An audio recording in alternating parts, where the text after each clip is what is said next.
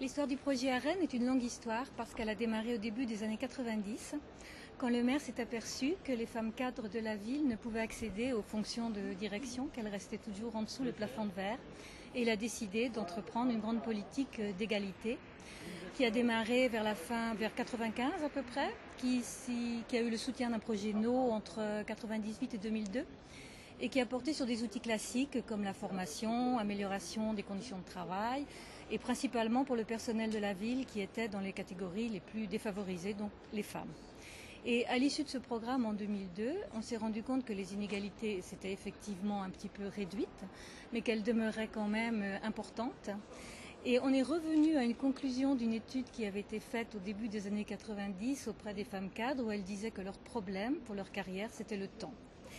Et donc, on a décidé de travailler sur le temps, facteur d'inégalité, d'en mettre en place des politiques temporelles qui permettent de réduire les inégalités entre les femmes et les hommes, mais non seulement au niveau professionnel, domestique et familial, mais aussi dans tous les domaines de la vie, que ce soit les associations, la politique, les loisirs. Et ce programme s'appelle Rennes Égalité des temps. Il a démarré en 2002 et finira en décembre 2008.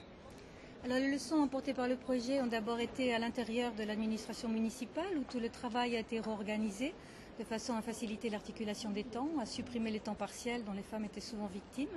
avec tout un travail de réorganisation des agents de propreté. Et puis c'est un travail qui s'adresse aussi aux citoyens, donc revoir tous les horaires d'ouverture,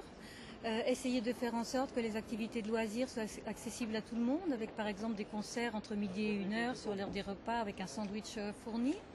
C'est bien sûr les services traditionnels de crèche, de garde d'enfants, mais avec des horaires atypiques, tard le soir, tôt le matin, et aussi des services d'urgence,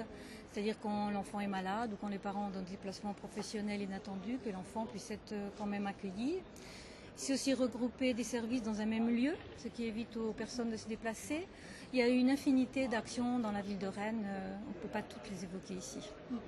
Le premier message pour le FSE, ce serait surtout de maintenir l'égalité sur l'agenda européen, parce que c'est une thématique qui est très facilement oubliée, sous prétexte que les femmes ont les mêmes droits que les hommes en France et avec la loi sur la parité en plus, donc ils ne voient plus très bien l'intérêt de maintenir cet objectif sur l'agenda. Le deuxième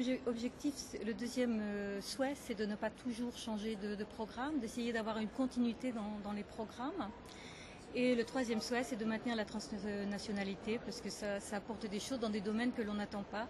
Par exemple, ça nous a permis dans le projet de Rennes de sensibiliser les chefs d'entreprise à l'aménagement d'une zone industrielle en prenant exemple sur l'Italie. Et on aurait certainement eu beaucoup de mal à sensibiliser les chefs d'entreprise en France.